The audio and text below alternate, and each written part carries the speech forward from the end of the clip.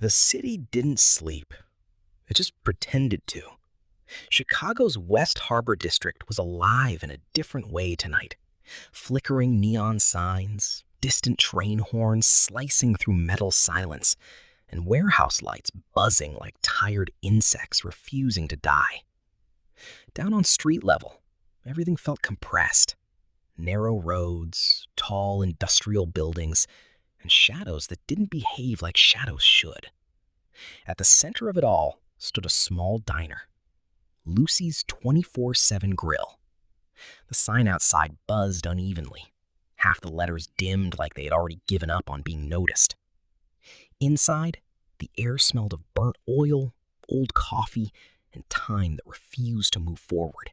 Lena stood behind the counter, wiping the same glass again and again. Not because it was dirty, because stopping meant thinking, and thinking meant remembering. She glanced at the clock. 2:14 a.m. Dead hour. The kind of hour where nobody walked in unless they had nowhere else to go, or nowhere left to run. The bell above the door was silent. No customers for almost 40 minutes. Just the hum of refrigeration units and the occasional flicker of fluorescent lights struggling to stay alive. Then, a shift. Not sound, not movement. Something harder to explain. Like the room itself had become aware. Lena felt it before she saw it. Her hand paused mid-wipe. Her eyes lifted slightly. The front door was open. But she hadn't heard it open. That alone made her chest tighten. And then, he walked in. No rush, no hesitation, no wasted motion. A man dressed in a dark, structured coat that didn't belong in a place like this. Not dirty, not casual, not even formal in a normal sense. Controlled. Every detail about him felt like it had been selected intentionally. Even his silence. He stopped just inside the entrance. Not looking around. Not scanning. Just locking onto her immediately. Like he already knew what he came for. Coffee, he said. One word. Flat. Heavy. Lena didn't answer immediately. Something about his presence made conversation feel like a risk.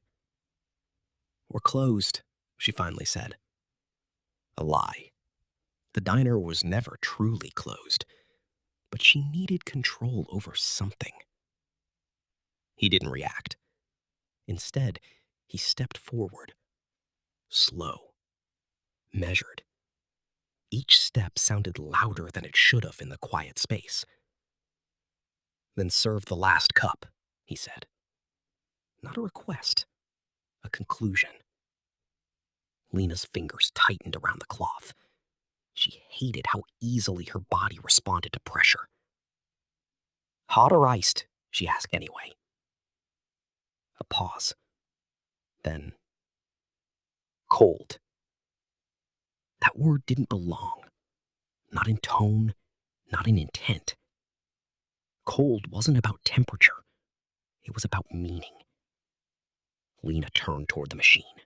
But she didn't stop thinking. Something about him felt wrong in a way she couldn't label. Not danger exactly. Not safety either. Something in between. Behind her, silence. No shifting. No impatience. No distraction. Just presence. Heavy enough to feel like a weight on her shoulders. She poured the coffee into a cup. No sugar, no cream. Just instinct. When she placed it on the counter, she finally looked up. He was already watching her. Like he had been waiting for that exact moment. "You didn't ask why," he said. Lena frowned slightly. Why what? Why I chose this place? A small pause. I don't need to. That answer seemed to interest him more than it should have. He sat down at the counter, still not breaking eye contact. You should, he said. Lena crossed her arms. I serve coffee, not interrogations. For the first time, a faint expression shifted across his face. Not a smile, not quite. Recognition. You're careful, he said. Or maybe I'm just tired, she replied. A beat of silence. Then, you're not tired, he said. You're trained. That word hit differently. Lena's body stiffened slightly. Excuse me? But he didn't explain. Instead, he lifted the cup, paused, looked at it, then back at her. You've done this before, he said. Served people like me. Lena's stomach tightened. I don't know what you're talking about. But even she heard the hesitation in her voice. The man took a slow sip. No reaction. No satisfaction. Just analysis. Then he placed the cup down carefully. You didn't flinch when I walked in, he said. That's rare. Lena stepped back slightly from the counter. Should I have? His gaze sharpened slightly. Yes. A pause. Then, you should be terrified. The words landed heavier than expected. Before she could respond, the back door exploded open. Not a knock, not warning, impact. 3 men rushed in, masks, guns already raised. Down! The word echoed through the diner like a strike. Everything froze. Except him. He didn't move. Didn't even turn fully. Just exhaled slowly, like he had been waiting. One of the attackers stepped forward. Hands where we can see him! The man at the counter finally turned his head slightly. You're late, he said. That wasn't fear. That was disappointment. The leader of the attackers stiffened. You don't talk! A gun raised higher. You listen! The man finally stood, slowly, like time itself was optional. And as he turned fully, the temperature in the room changed. Not physically, perception-wise. Because now, all 3 attackers weren't looking at a target. They were looking at a decision they might regret for the rest of their lives. You came for me, he said. Bad choice. The first shot cracked, and reality broke with it. The first gunshot didn't behave like a normal gunshot. It didn't echo. It didn't bounce off walls. It collapsed into the room like the air itself absorbed it. And then, one of the attackers dropped. Not dramatically, not slowly. Just finished. Like someone had switched off a system. Lena didn't even realize she had moved until she felt her back hit the counter again. Her mind was trying to catch up with her eyes. But nothing aligned properly. One moment, 3 armed men had control of the room. Next, one was on the floor, unmoving.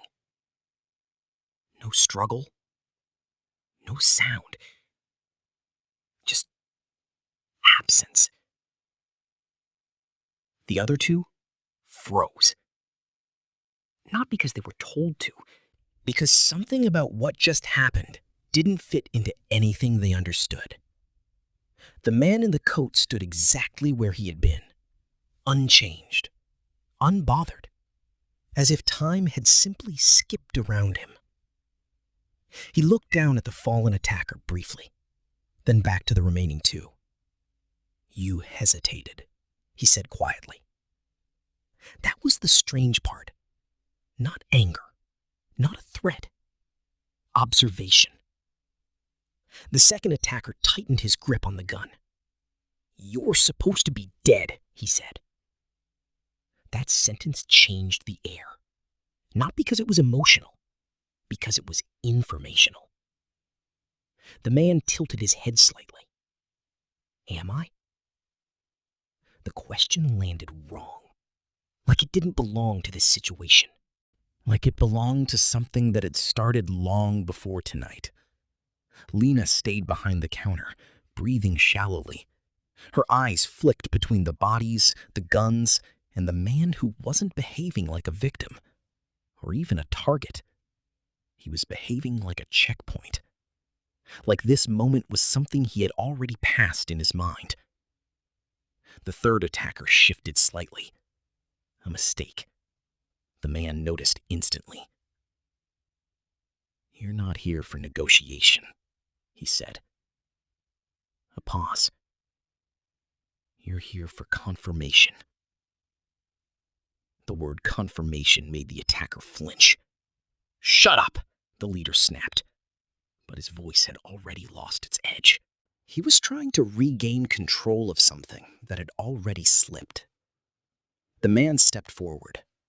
Just one step. And it was enough to make all three adjust their stance.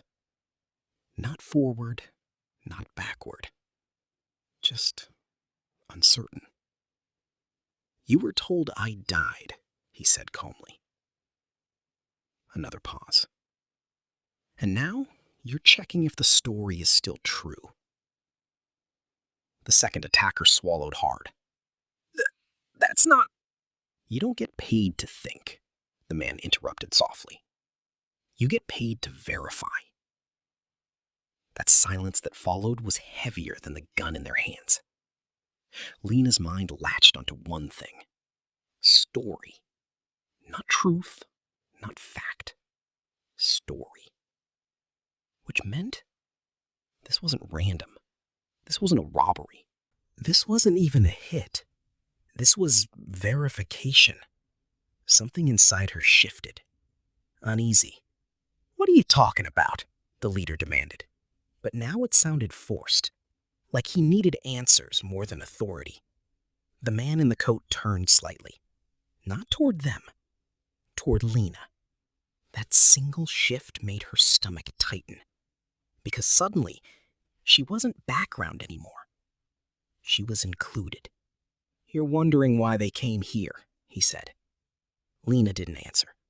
Because answering meant stepping into something she didn't understand. The man continued anyway. "They didn't come for coffee." A pause. "They came to see if I was still attached to you." The sentence didn't make immediate sense, but it felt like it should have. Lena's throat tightened. "I don't even know you," she said quietly. A beat. Then, "That's what makes it interesting." The attackers exchanged a glance. That was the first time doubt entered their structure. Not fear. Doubt. The most dangerous crack in any operation. The leader stepped forward slightly. "We were told you were eliminated," he said. The man nodded once. "I know." That answer broke something in the room. Because it meant he wasn't denying it. He was acknowledging it. Which meant the lie wasn't about him. It was about everyone else. Lena's voice came out sharper than she intended. "Who are you?" The man looked at her again. Longer this time. Like he was deciding how much truth she could survive. Then he answered. "Someone who was removed from the system." The word system hung in the air, cold, structured, intentional. The attackers shifted again, this time not confident, this time alert. "You're not supposed to be here," one of them said. The man gave a faint nod. "No." A pause. "But I am." That contradiction made no sense, and yet everything in the room behaved as if it were true. Lena noticed something else now. The attackers weren't looking at her anymore. They weren't even looking at each other properly. Their focus had narrowed. All of it on him. Not because he was dangerous, but because he represented something they had been trained to resolve. And now, they couldn't. The second attacker lifted his gun again, but his hand was shaking slightly now. "End this," the leader snapped at him. But the command didn't carry weight anymore. The man in the coat sighed softly, like this was becoming repetitive. "You were sent to confirm a death," he said. A pause. "But you were never told what happens if it's false." The leader hesitated. "What are you talking about?" The man finally turned fully toward them. And for the first time, there was something sharper behind his calm. Not rage, not violence. Resolution. "If I'm alive," he said quietly, "then someone lied to you." Silence. Heavy. Unavoidable. "And if someone lied to you," he took a slow step forward, "then you are not the hunters." A pause. "You are the cleanup." That word hit harder than anything before it. Cleanup. Not execution, not mission. Cleanup. Meaning, they weren't the beginning of anything. They were the end of something already decided. The leader's voice cracked slightly. "That's not possible." But even he didn't sound convinced anymore. The man looked at him, almost pitying. "It already happened," he said. "You're just late to understand it." Lena's breath caught because she realized something in that moment. This wasn't a confrontation. It wasn't even a fight. It was a delay. Something had already been set in motion long before any of them entered this diner. And she, somehow, was inside it. The leader stepped back slightly. "What do you want?" he asked, voice lower now. The man didn't answer immediately. Instead, he looked at Lena again. And this time, it felt heavier. Personal. Not emotional, but connected. "I didn't come here," he said finally. A pause. "I was brought here." Lena frowned slightly. "By who?" For the first time, his expression shifted. Not fear. Not anger. Something quieter. Recognition. That's what we're going to find out. Outside, distant sirens began to approach, faint at first, growing louder. The attackers heard it too. Their attention split. The man noticed immediately. "Decision time," he said calmly. The leader hesitated. Then, he lowered his weapon slightly. Not surrender. Not retreat. Calculation. "We leave," he said quickly to the others. But the man shook his head slightly. No. A pause. You already entered. The second attacker tightened his grip. We're not staying. The man stepped forward just enough to close the gap between certainty and control. Yes, he said quietly. You are. And for the first time that night, the attackers realized something far worse than danger. They realized they were not in control of the ending. They were inside someone else's. And Lena, still standing behind the counter, understood the final shift. This wasn't about survival anymore. It was about why none of them were supposed to leave the same way they came in. And whatever truth was buried under all of this was still waiting to be revealed. Right in front of her. Before the sirens arrived. The sirens outside weren't just closer now. They were arriving. Blue and red light began to pulse through the diner windows in fractured waves, cutting across the counter, the floor, the bodies, turning everything into something unstable, like reality couldn't decide what color this moment was supposed to be. But inside the diner, nobody moved. Not fully. Not yet. The attackers stood in fractured hesitation, their earlier confidence completely dissolved. Their weapons were still in their hands, but they no longer looked like tools of control. They looked like evidence. The man in the coat didn't react to the sirens at all. Instead, he slowly reached for the fallen attacker's weapon, picked it up, and set it aside, like it didn't belong in the conversation anymore. Then he looked at the leader. You were told I was eliminated, he said again. This time it wasn't a question. It was a correction. The leader swallowed. We were shown proof. A pause. Bodies don't lie. That was the moment the man finally smiled. Not warmth, not humor. Something colder, more precise. Bodies, he repeated softly, are the easiest things to fake. Lena felt her stomach tighten. Fake? That word didn't belong here. Not in a situation where she had seen someone fall. Not in a situation where blood was already drying on the floor.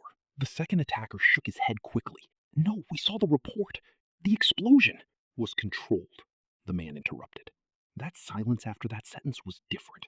Not heavy, not tense, structural, like something had been rebuilt in everyone's mind without permission. Lena's voice finally broke through. You keep saying we and they. The man turned toward her, and for the first time since he walked in, he didn't answer immediately. Instead, he studied her face, not like before, not as a variable, as a memory is trying to surface. Then he said, you were never supposed to remember me. That hit differently. Lena frowned sharply. I don't know you. The man nodded slowly. Yes, he said, you do. A pause. But not like this. The attackers shifted again, but now even they were confused. This wasn't just combat anymore. It was something layered, something buried. The leader tightened his jaw. You're stalling, he snapped. The man didn't even look at him. Instead, he reached into his coat. This time, Lena didn't flinch, because something about his movements had already stopped feeling like a threat. It felt like a revelation. He pulled out another object. Not a weapon, not a photo. A small metallic card, burned at the edges. He placed it on the counter in front of Lena. She didn't touch it, but she looked. And the moment she saw the symbol engraved on it, something deep in her memory twitched. Not clear, not formed, just recognition without context. Her breath slowed. What is that? She whispered. The man answered quietly. A membership seal. Lena frowned. What? He paused, then said the words that shifted the entire room again. For the people who decide what reality looks like after it breaks. Silence. Even the sirens outside seemed to dull for a moment. The attackers exchanged a look. That wasn't in their briefing. That wasn't part of anything they were told. The second attacker stepped forward slightly. You're not supposed to have access to that level, he said cautiously. The man finally looked at him directly. That's correct, he said. A pause. I was erased from it. Lena's chest tightened. Erased, she repeated. The man nodded once. Not killed, he said. Removed. A pause. And then replaced in every system that mattered. Belita frowned. That doesn't make sense. The man tilted his head slightly. It does if you understand how control works. He gestured lightly toward the bodies on the floor. They didn't come here for me. A pause. They came here to verify whether the correction held. Lena's voice was barely steady now. Correction of what? That was the question. The real one. The man looked at her for a long moment, and when he finally answered, his voice lowered slightly, like the truth itself was heavier than sound. Of the version of me that knew what you saw that night. Lena's breath stopped. At night. Something in her mind slammed shut instinctively, but too late. A flicker broke through anyway. Not a full memory. Fragments. Metal walls. Low voices. A deal that wasn't supposed to be witnessed. A flash of movement. Someone is pulling her back. A man standing between her and something she was never supposed to see. Then, fire. Her knees weakened slightly. She grabbed the edge of the counter.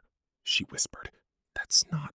I don't remember." "You were never meant to," the man said softly. A pause. Your mind was adjusted. The word adjusted hit like a physical impact. Lena shook her head quickly. "That's insane!" The man didn't argue. He just waited. That patience was worse than denial because it implied certainty. The leader raised his gun slightly again. "We don't care about your story," he snapped. "We were sent to confirm a target, and we did." "No," the man interrupted. This time, sharper. "You were sent to confirm a version." A pause. "And I am not that version." The second attacker finally spoke, voice uneasy. "Then what are you?" The man looked at him directly, and for the first time, the answer wasn't tactical. It wasn't cold. It was simple. "I am the part of the system that refused deletion." Silence again. But this time it wasn't confusion. It was fear, because now they understood something else. This wasn't a man who survived an attack. This was someone who survived an erasure protocol. Lena finally found her voice again. "If you were erased," she said slowly, "why come here?" The man turned toward her, and this time, something changed in his expression. Not softness, not weakness, memory. "Because you were the anchor," he said. A pause. "And anchors don't disappear just because the system says they should." Lena's throat tightened. "I don't understand." "I know," he said quietly, "but you will." Outside, the sirens reached full volume now. The police had arrived. Lights flooded through the windows completely. Blue, red, blue, red. The world outside was now fully connected to the moment inside. The attackers heard it too. Their grip on control collapsed further. "We're done here," the leader said quickly. But the man shook his head slightly. "No," he repeated. "You started something you don't understand." A pause. "And now you'll finish explaining it." The leader stepped back. "That's not our mission." The man took one step forward. And this time, the room reacted different. Not fear, not tension. Recognition of inevitability. "You were never here to kill me," he said softly. A pause. "You were here to confirm I still remember her." Lena froze. Her. Not target. Not witness. Her. And suddenly, everything connected in a way that made her stomach drop. Because this wasn't about survival. This wasn't even about erasure. It was about memory. And whatever she had seen that night was not just something she survived.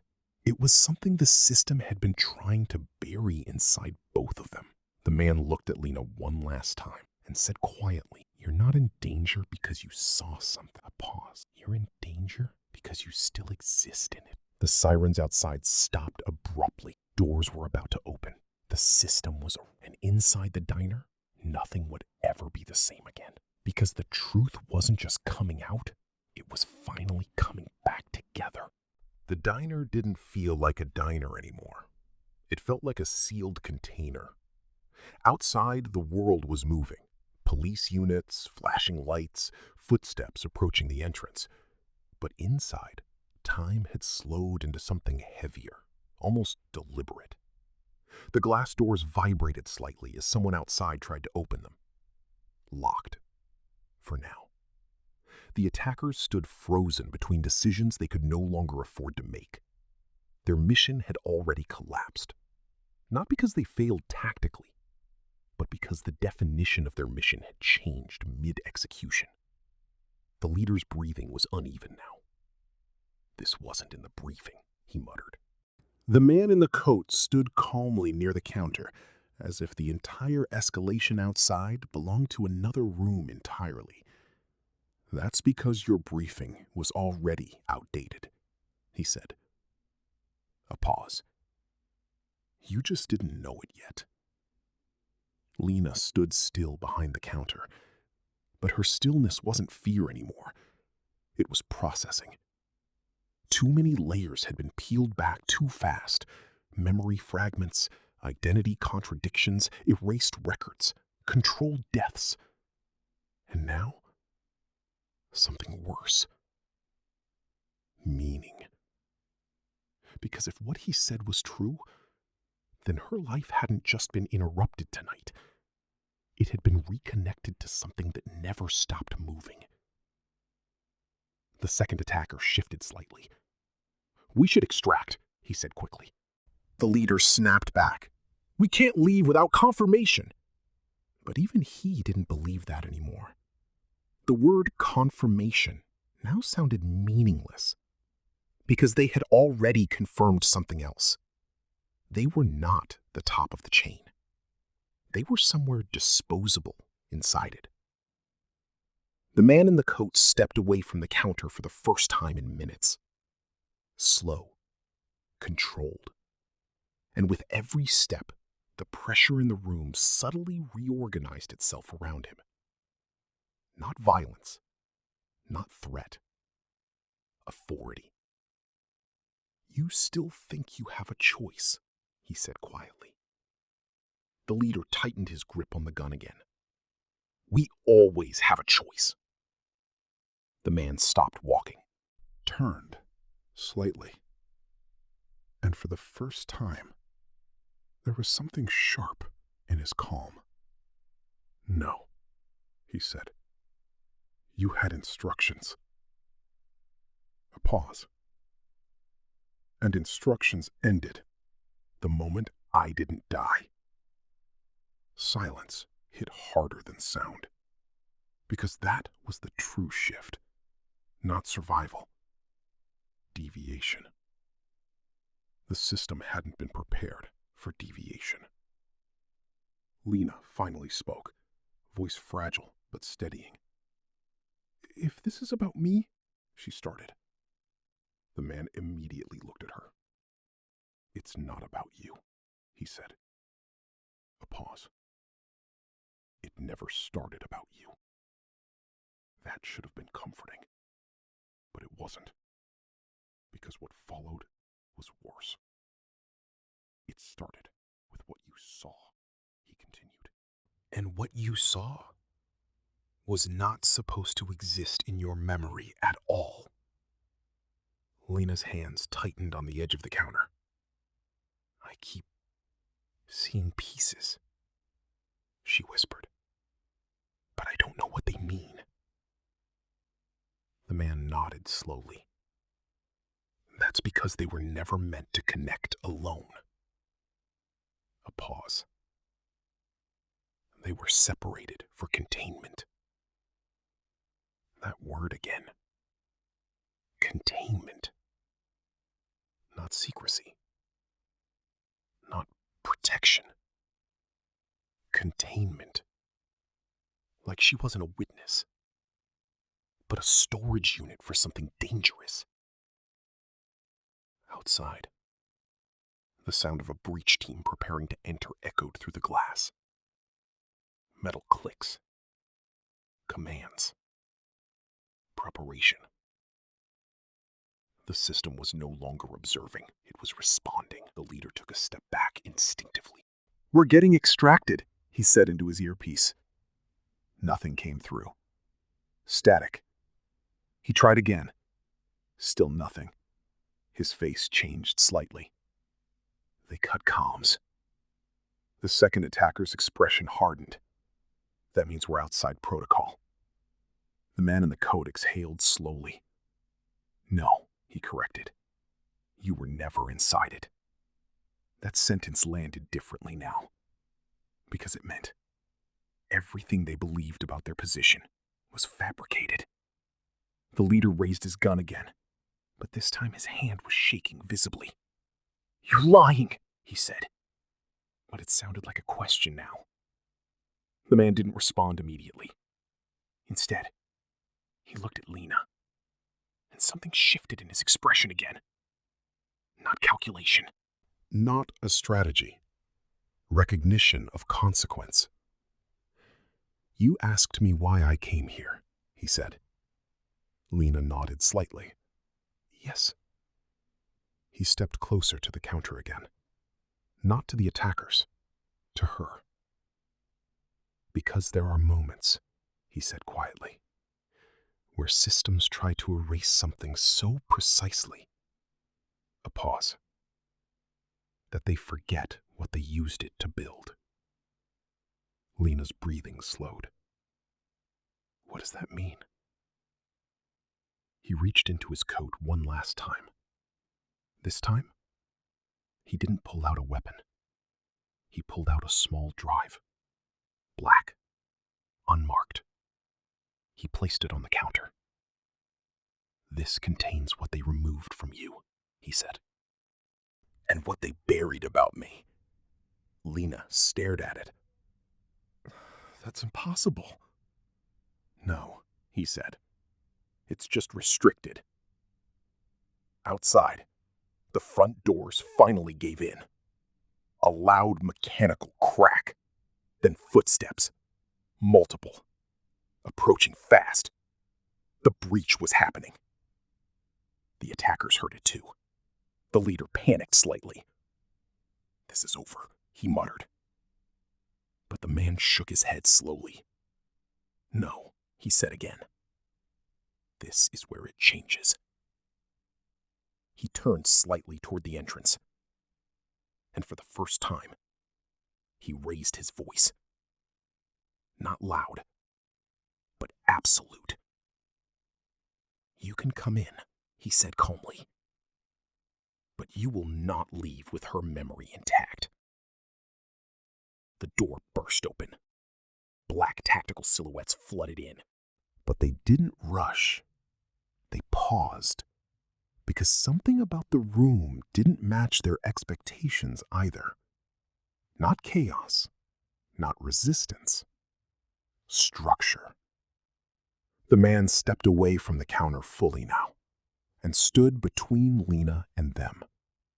Not as protection, as alignment. "You were sent to retrieve containment assets," he said to them. A pause. "But the asset is no longer singular."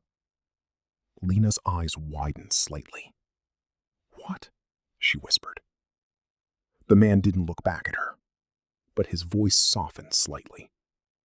"You were never just a witness," he said. "You were part of the failsafe." That sentence broke something open. Not fear, not confusion. Realization. The breach team hesitated. That hesitation was enough. Because systems rely on certainty, and certainty had just been removed. The man in the coat stepped forward, and for the first time, he didn't feel like someone surviving a system. He felt like someone rewriting the boundary of it. "You erased a version of me," he said to the incoming team. A pause. "But you forgot something important." The room went silent. Even Lena didn't move. Then, he finished. "You left the version that remembers how you built it."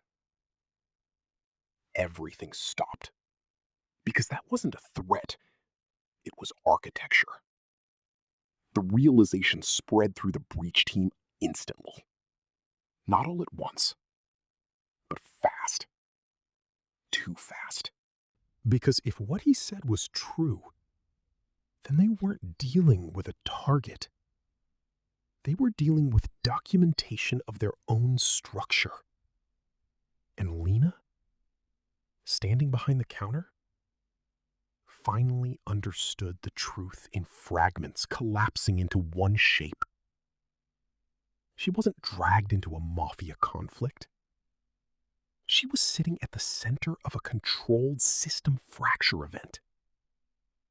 And the man in front of her was not the survivor of an attack. He was the remaining proof that the system had once failed. The drive on the counter pulsed faintly under the neon light. And in that moment, Lena made her choice. Slowly, she placed her hand on it. The man finally looked at her, not to guide her, not to warn her, just to acknowledge it. And outside, the system waited at the threshold of something it could no longer fully control. Because whatever happened next would not be an extraction. It would be exposure. And the diner was no longer a location. It was the point where everything either stayed buried or finally came back alive.